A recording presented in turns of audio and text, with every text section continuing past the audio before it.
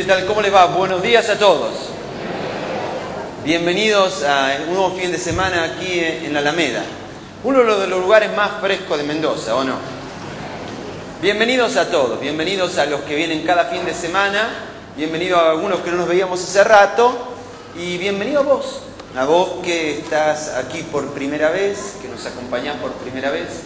Que quizás alguien te invitó, alguien te dijo, mirá, vamos a ir a la iglesia. Y vos dijiste, ¿a dónde? Bueno, las cosas que aceptaste la invitación y hoy estás aquí. Nos encanta que estés aquí y nos encantaría que descubras que venir un domingo a la iglesia no es algo irrelevante, sino todo lo contrario. Es crucial si querés llegar con éxito a encontrar el destino que tu vida necesita.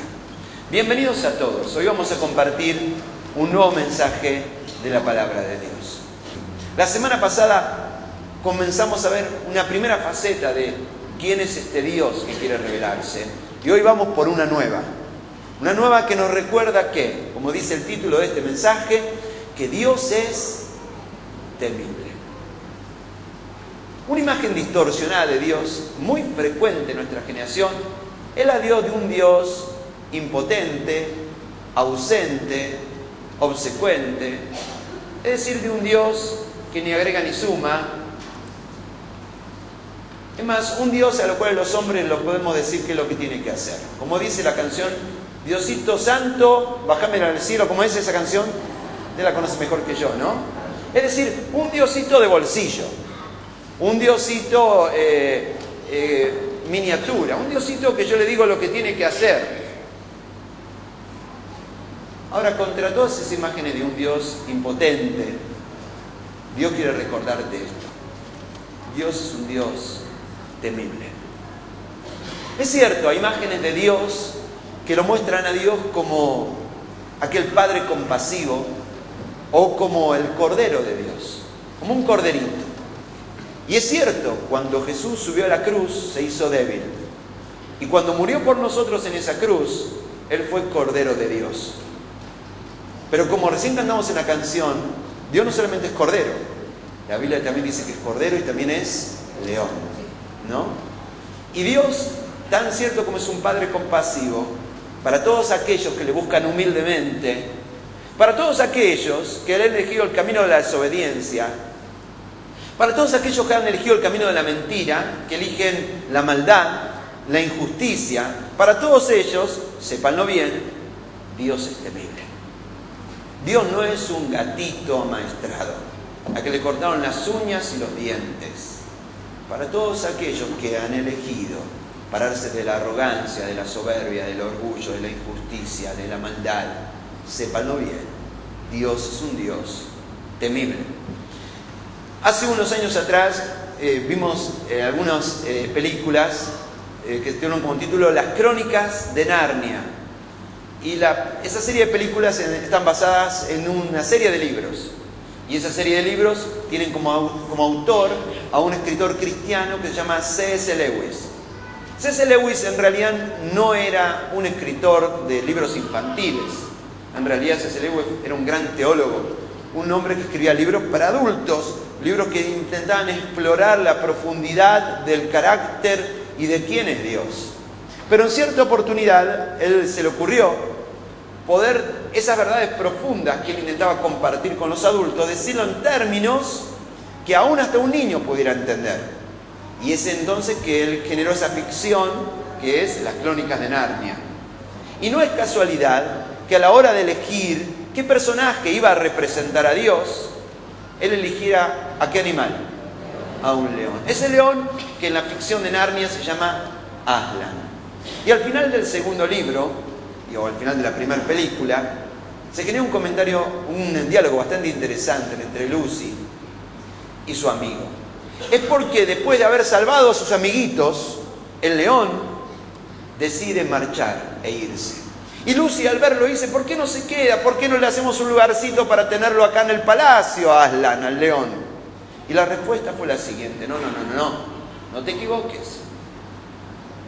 Él no es un león domesticado, él es un león salvaje. Y Dios no admite que que nadie lo domestique. Aunque haya muchas personas que pretenden controlar a Dios, personas que se ponen como vicarios, pontífices y representantes de Él y manipular su nombre, Dios se resiste a ser controlado por ninguna persona. Él es un Dios salvaje. Aunque a veces nosotros queremos controlarlo y poner el marco de nuestras religiones para que Dios haga lo que yo quiero que haga, Dios se resiste porque Dios es un Dios salvaje y un Dios temible. Temible para todos aquellos que caminan en el orgullo, la soberbia, la arrogancia, la maldad y la mentira. ¿Hay maldad y mentira en nuestra sociedad? ¿Qué dice usted? Ya lo hablamos la semana pasada de eso, ¿no? La respuesta es sí. Uno ve gente que actúa cometiendo injusticia contra los indefensos, quedándose con cosas que no son suyas, robando, mintiendo, haciendo todo eso y lo peor de todo, imaginando que nunca va a pagar por eso.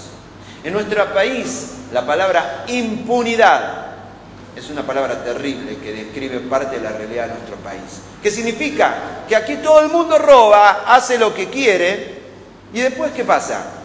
No pasa nada. El verdadero problema de la Argentina no es un problema de modelos ni de ideologías. El verdadero problema de la Argentina se llama corrupción. Y significa en este mal que significa que todo el mundo roba, miente. Y total, no pasa nada. Pasa en todas las esferas. La corrupción afecta a todas las áreas. Se trata de médicos que en vez de salir a atender a sus pacientes que lo esperan en la sala de espera de un hospital público, se quedan tomando café y esperando cómo se junta gente. Tiene que ver con profesores y maestros que van a dar clase y se sientan y toman un café mientras sus alumnos juegan con sus computadoras a jueguitos. Tiene que ver con obreros que cuando su jefe no lo mira, entonces ya dejan de trabajar. Tiene que ver con pastores, ojo. Tiene que ver con pastores que en vez de predicar el Evangelio de Dios, predican otra cosa para desplumar a la gente. Fíjense que el problema de la Argentina atraviesa todos los sectores y se llama corrupción. Ahora, yo estoy convencido que la corrupción aumenta proporcionalmente al hecho de que los hombres se alejan de Dios. Porque en otro tiempo, aún gente que ni siquiera tenía una religión, tenía una idea de que hay un Dios. Y como hay un Dios, aunque nadie me vea, Él me ve.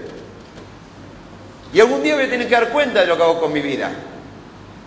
Pero como a la medida que aumenta esta idea de que no hay un Dios, estamos solos, estamos por nuestra cuenta, cada uno haga lo que quiera. Entonces, si no hay un Dios mirando, si nadie va a tener que dar cuenta algún día de lo que hace, entonces todo vale. Y vos podés hacer lo que quieras y nadie paga. Y uno a veces siente cómo la corrupción golpea, trayendo injusticia sobre los indefensos, afectando a los más débiles. Ahora, la verdad que hoy queremos ver en la Biblia es la siguiente.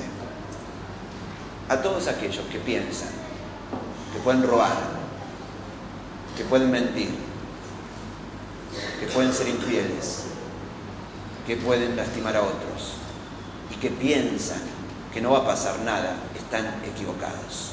Dios está aquí y Él es temible. Y debieran saberlo. Debieran saberlo aquellos que piensan que pueden hacer lo que quieren y no va a pasar nada. Debieran saberlo que Dios es un Dios temible para todos ellos. Y sea en esta vida o en la que viene, van a tener que dar cuenta de cada una de las cosas que han hecho con sus vidas. Como dice en Éxodo 15, versículo 11, ¿qué Dios hay como tú, Señor? ¿Qué santo como tú? Magnífico, temible por tus proezas, autor de prodigios. El hecho de darnos cuenta de que Dios no es un abuelito impotente, de que Dios no es un gatito amaestrado, el hecho de darnos cuenta que el Dios verdadero es León de Judá, temible, nos recuerda que todos deberíamos cada día de nuestra vida cultivar una virtud crucial. Y esa virtud crucial se llama temor de Dios. ¿Sabe lo que falta en la Argentina? Temor de Dios. Temor de Dios. Todo el mundo hace lo que quiere, hace lo que se le canta y piensa que va a ser impune porque piensa que no hay un Dios, porque no hay temor de Dios. Y si hay algo que nosotros necesitamos cultivar más que ninguna otra cosa cada día de nuestra vida, es esto, es temor de Dios. ¿Qué significa temor de Dios? Temor de Dios no es tenerle miedo a Dios. Dios no quiere que le tengas miedo. Tener temor de Dios es ser consciente de quién es Él y de quién soy yo. Temor de Dios es entender los riesgos que están en juego. Tener temor en Dios significa los peligros que se pueden desatar en una mala decisión en un solo día. Tener temor de Dios es darnos cuenta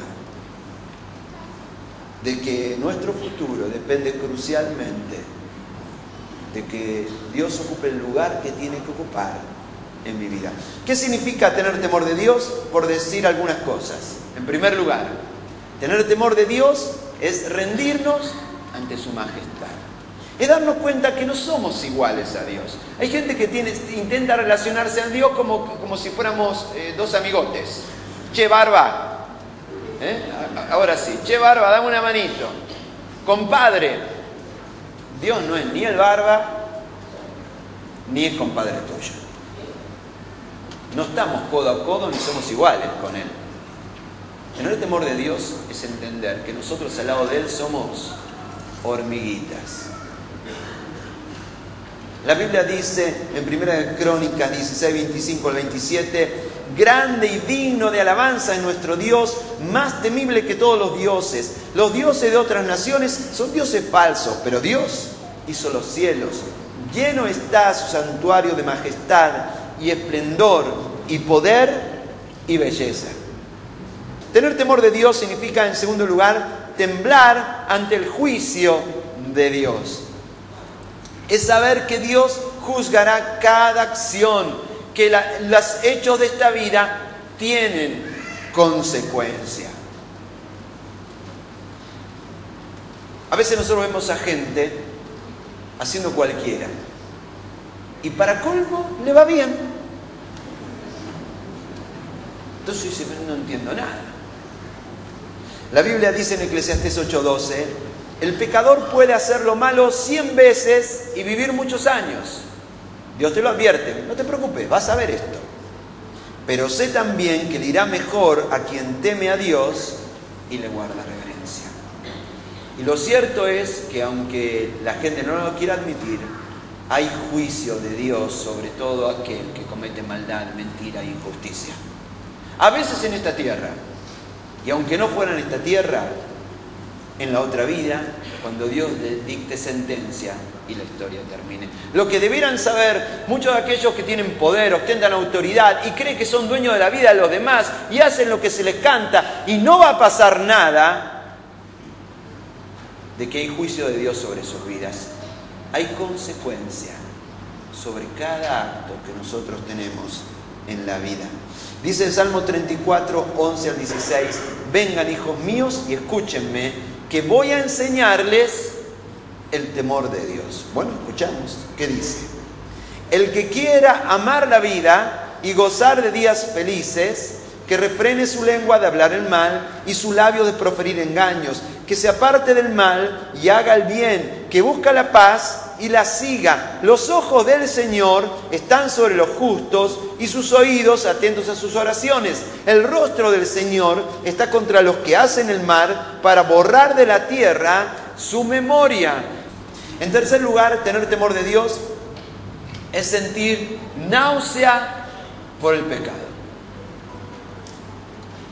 Tener temor de Dios significa mantener tu olfato intacto.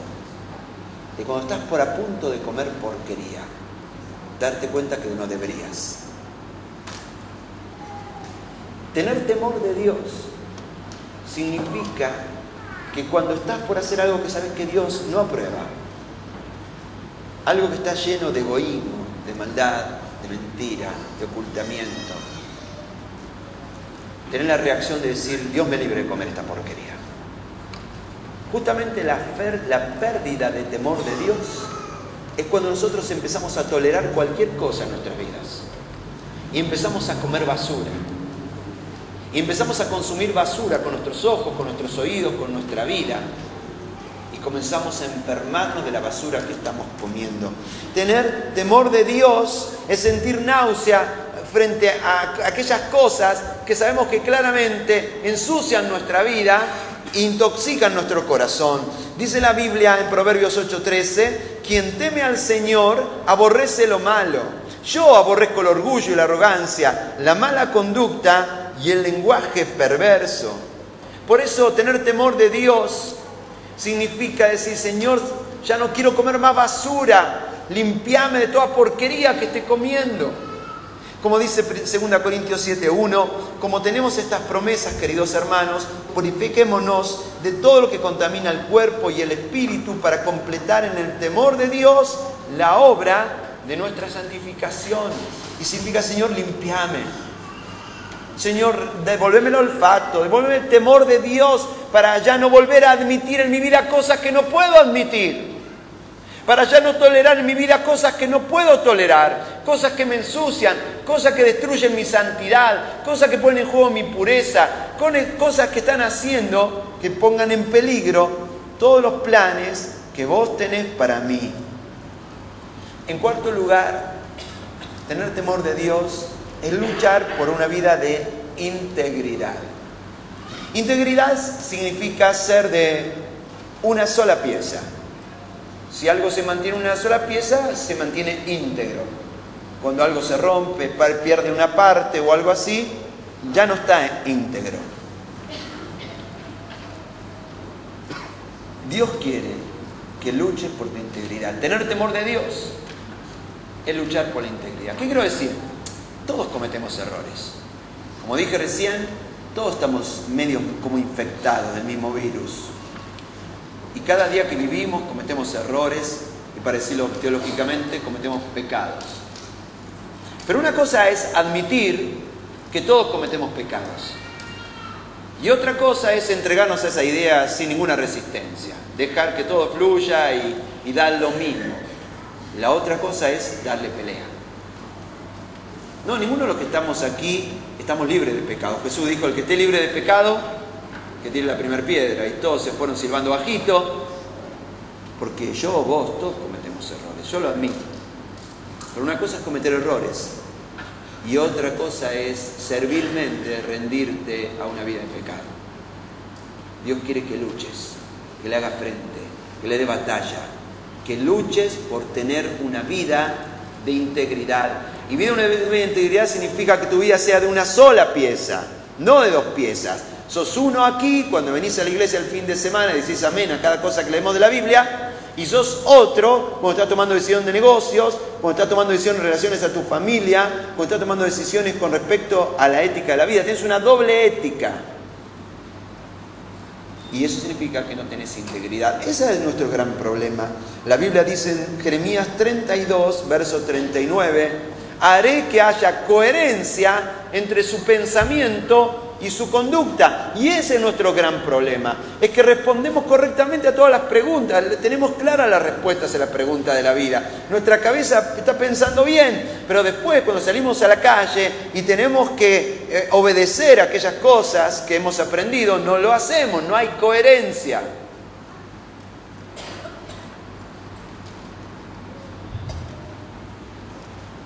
Haré que haya coherencia entre su pensamiento y su conducta, a fin de que siempre me teman.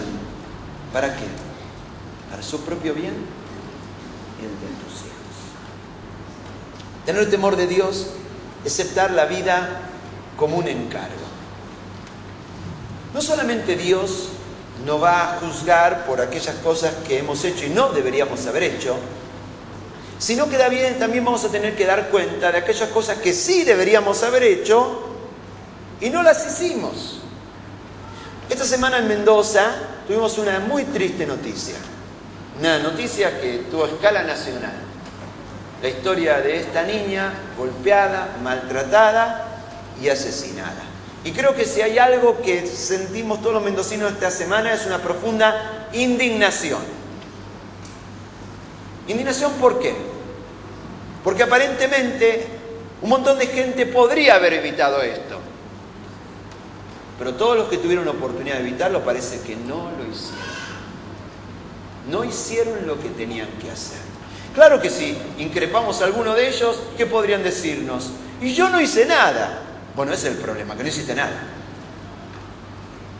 La vida es un encargo. La vida es una misión. Cada uno de nosotros tenemos un papel en la vida, del cual dependen otros.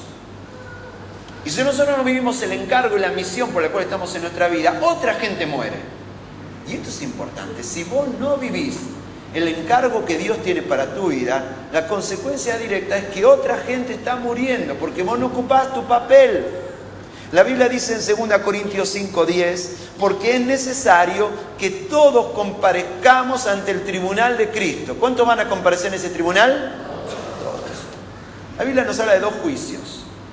Hay un juicio del cual todos los que creen en Jesús van a ser exceptuados, que es el juicio para determinar nuestro destino eterno. Ese juicio fue librado por Jesús en la cruz y la sentencia clavada en esa cruz. Pero hay otro juicio, que no tiene que ver con si vas al cielo o no. Tiene que ver, más vale, con una evaluación de qué vida has vivido. Y ese juicio vamos a estar todos, porque es necesario que todos comparezcamos ante el tribunal de Cristo, para que cada uno reciba lo que le corresponda, según lo bueno o malo que haya hecho mientras vivió en el cuerpo.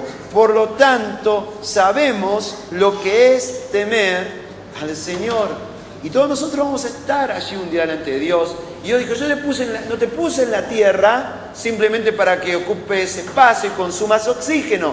Yo te puse en la tierra para que vivas una misión, para que tu vida sea de influencia positiva para otros.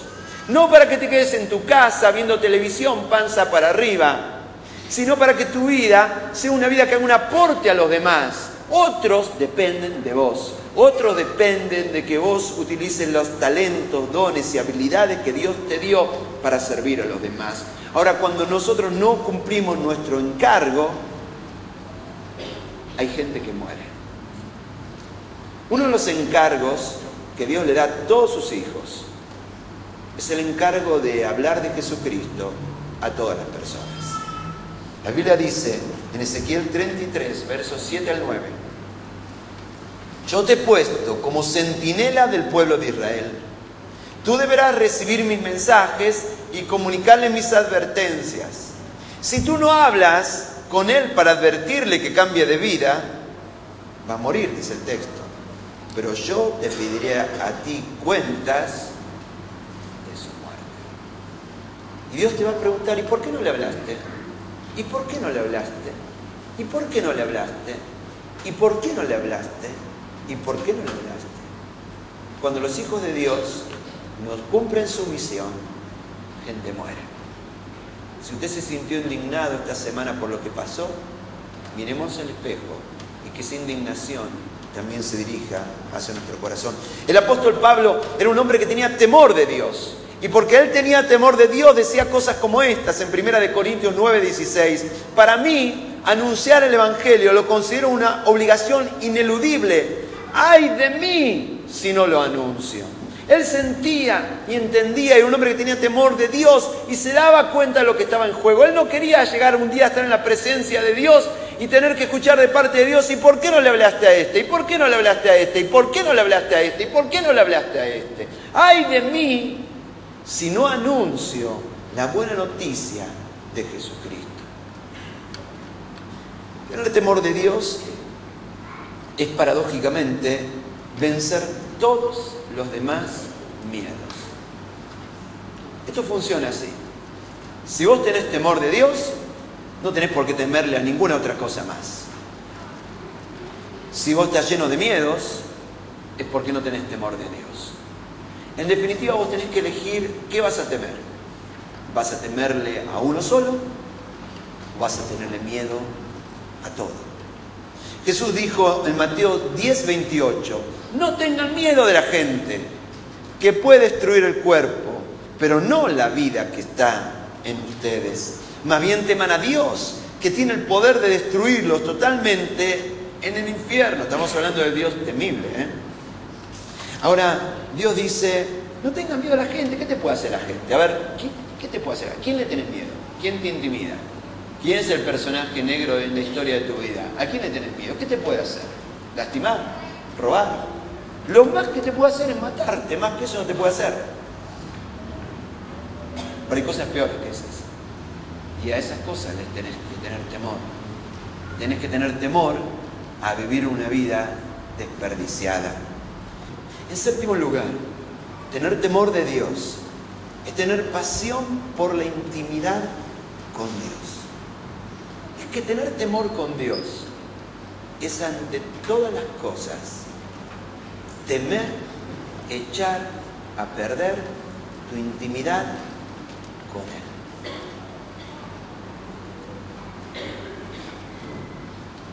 C.S. Lewis, el mismo autor de las Crónicas de Narnia, él decía lo siguiente: cuando una persona ha visto la gloria de Dios, cuando una persona ha estado en el lugar santísimo, cuando una persona ha gustado la amistad íntima con Dios, a partir de ese momento vivirá irremediablemente con el temor a perderlo. Y una persona que tiene temor de Dios es alguien que un día estuvo en intimidad con Dios, que sabe lo que es tener amistad con Dios y ha descubierto que eso es la perla de más valor. Eso es lo más valioso que la vida. Tu amor es más importante que la vida, dice el Salmo. Esa intimidad que uno tiene con Dios es lo más importante de esta vida. Y tener temor de Dios es no permitir que en nuestra vida demos licencia ni tolerancia a nada que haga que esta amistad que tenemos con Dios se eche a perder. Porque es así, ¿no? En cuanto nosotros dejamos que la arrogancia, la soberbia, la desobediencia, el pecado ponga su patita dentro de nuestra vida, inmediatamente la intimidad con Dios se deshace. Hace el año pasado yo en uno de los libros que leímos y que escribí decía esto, ¿no? Una vez estaba en el patio de mi casa y de pronto en el patio de mi casa, donde tenemos bastante verde, apareció un colibrí. ¿Te gustan los colibríes? Son preciosos, ¿no? Qué lindo es recibir la visita de un colibrí. Pero en ese momento me di cuenta de que la manera de que ese momento sea lo más largo posible es que yo me quede lo más quietito posible. Porque un mal movimiento, ¿y qué pasa? Y el tipo desaparece inmediatamente, ¿no? Entonces me quedé lo más querido posible, evitando hacer cualquier cosa que pueda interrumpir ese sagrado momento. Ahora, cuando vos estás en intimidad con Dios, cuando estás en su presencia, ese momento es el momento más sagrado de la vida. Y un pequeño pecado, una pequeña tolerancia a lo que no es, hace que todo eso se desvanezca inmediatamente. Tener temor de Dios es: Dios, líbrame de admitir en mi vida algo que haga que esto que tenemos entre yo y vos se eche a perder. Cuídense. Asegúrense que ninguno sea inmoral ni profano como Saúl, que cambió sus derechos de primer hijo varón por un simple plato de comida. ¿Qué es más importante, tener tu tiempo con Dios o ver una película? Y tener un tiempo con Dios, pastor, claro, sí, seguro, sí. Y a veces lo cambiamos por un plato de comida. Y entonces nos damos cuenta que comparamos algo tan sagrado con cualquier otro bienestar que esta vida nos puede ofrecer. Tener temor de Dios es comprender que esta intimidad que yo tengo con Dios es el bien más sagrado que yo tengo en la vida. Esta relación de padre e hijo que yo tengo con Él. Y no lo voy a cambiar por un plato de comida. No voy a permitir que nada en mi vida ponga un obstáculo para que entre yo y Dios haya intimidad perfecta y un encuentro perfecto. Seamos agradecidos, dice Hebreos 12:28. Adoremos a Dios como Él le agrada. ¿De qué manera? Con temor reverente. ¿Cómo aprender a temer? Si sentís que has comido comida basura, si te das cuenta que has admitido en tu vida cosas que no tendrías que haber admitido, si tu intimidad con Dios hace rato que no existe, porque el camino entre vos y Dios está cubierto de basura espiritual. El camino para restaurar tu relación con Dios, para entrar en el temor de Dios, es el siguiente. Primera de Juan 1, 8 al 9. Si afirmamos que no tenemos pecado, lo único que hacemos es engañarnos a nosotros mismos y no vivimos en la verdad. Sí, es cierto, hay un montón de delincuentes paradigmáticos allá afuera, pero todos los que estamos aquí no estamos tan limpios. Si afirmamos que no tenemos pecado, lo único que hacemos es engañarnos a nosotros mismos y no vivimos en la verdad. Pero si confesamos nuestros pecados a Dios, Él es fiel y justo para perdonar nuestros pecados y limpiarnos de toda maldad. Dios dice a vos que estás jugando con fuego, a vos que estás jugando la ruleta rusa con tu familia, con tu matrimonio, con tu futuro, porque hasta ahora no te pescaron, porque hasta ahora no salió la bala, pero la próxima puede ser. A vos que estás poniendo en riesgo todos los planes de Dios para tu vida, deja de jugar con fuego. ¿Y qué tenés que hacer? Dice aquí, confesar, sacá afuera lo que tengas que sacar afuera. Los recolectores de residuos, mal llamados basureros, prestan un gran servicio. Esos se llevan toda la basura que nosotros producimos, ¿no es cierto? Bueno, no toda, no se llevan toda la basura, solo se llevan la que usted saca. Ningún recolector de residuos le toca timbre y le dice, doña, ¿me permite pasar? Y se te mete en la cocina, te abre abajo la alacena así, dice, te agarra la bolsita. No, no, ellos lo único que se llevan es lo que vos sacás. Y si no lo sacás, y si tenés la manía de guardar basura en tu casa, y que genera olor a podrido, es cosa tuya, ellos no se van a meter ahí. Ellos solamente se van a llevar lo que vos sacás. Si confesamos nuestros pecados, Dios es fiel y justo para limpiarnos. ¿De qué pecados? De lo que confesás. Y de lo que no confesás, de lo que no sacás, Dios no se ocupa de eso. Dios solamente se ocupa de lo que sacás. Por eso esta es una mañana, ¿sabes para qué? Para de una vez por todas sacar toda la basura afuera. Toda. No alguna. Como para engrupir al recolector de que algo le saqué. Toda. ¿Sabes por qué? Porque cada día que sigues juntando basura en tu vida